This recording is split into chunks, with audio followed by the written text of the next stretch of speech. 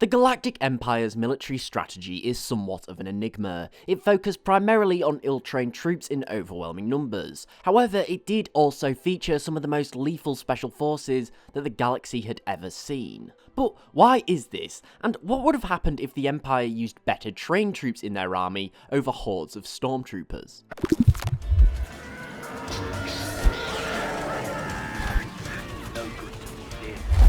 So, understanding the Empire's strategy is pretty difficult. Unlike most real-world empires, Sidious was a bit of a control freak. Most empires have one consolidated military, and they then allow its territories to police themselves, and the Empire's own military will be called in times of conflict. However, Sidious wanted all of his territory protected by Imperial troops, so that they were totally loyal to him and his regime. For this reason, needless to say, the Empire needed numbers, and with this meant that training and equipment came in second. So you end up with a bunch of subpar soldiers, but you end up with a lot of them, enough to spread around nearly every single world in the galaxy. But what if instead the Empire chose to follow more of a conventional strategy? Now for this Rethink, we're going to be saying that the Empire follows more of the Republic strategy.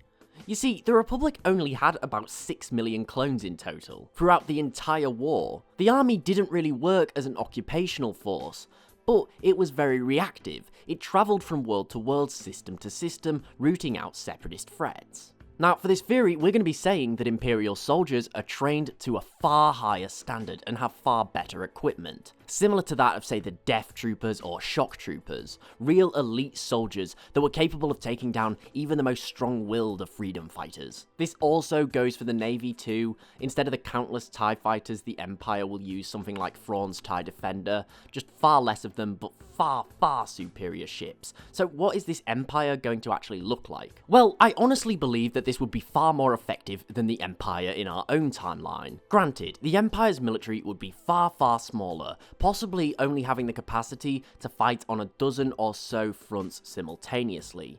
However, with such elite soldiers, the Empire will be able to put down insurgencies far quicker and with far fewer casualties. They would then be sent to another place to put down another insurgency, and so on and so on. They would not be responsible for holding down territory or policing it in the Empire's name. And this is probably going to lead to happier people, because very few people actually like living in a police state. Now, this tactic would arguably diminish some of Sidious's influence, since he wouldn't have Imperial troops stationed on every single world, and it would definitely force him to distribute more of his power and influence. He would need to go and assign Imperial loyalists to control over worlds and systems that he had then conquered with his army, as opposed to holding huge amounts of his own troops on those worlds to keep the peace and Imperial rule intact.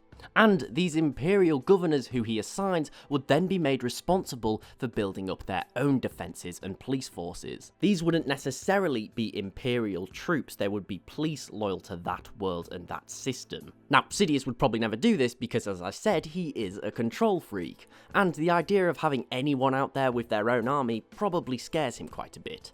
However, he would probably put some sort of restriction there so that none of these small armies or police forces could ever rival that of his Imperial military. It's essentially the essence of dividing power more equally, but Sidious still chooses who rules in his stead. Sure, he and his empire would still have to subsidize these Imperial police, and that involves giving them weapons and training to an extent, but this is going to be far cheaper than actually holding worlds using his own troops. He would still rule these worlds, but it would be more by proxy as opposed to directly. Meanwhile, Sidious's actual Imperial army at this point is going to be a proficient killing machine. It would be stomping out insurgencies all across the galaxy. Most people would probably never actually see Stormtroopers unless their world became too problematic for the Imperial governor and his peacekeeping forces to quell. Ultimately, I do believe that this is a far better idea. The Empire spent so much money and manpower trying to be in every place all at once. It's no wonder that its army was relatively weak, and that once the Sidious and the Moffs were mostly gone, it began to crumble incredibly quickly. Because realistically, they were a paper dragon. Sure, they were big and they were scary, but in reality, they didn't really stand a chance fighting against a well-oiled military and navy like the one that the rebellion had. But what do you guys think? Should Sidious have had a smaller, better trained, consolidated army and allowed worlds to police themselves, or should he have continued to run the entire galaxy as a police state regardless of the monumental cost and need for manpower? Let me know in the comments below.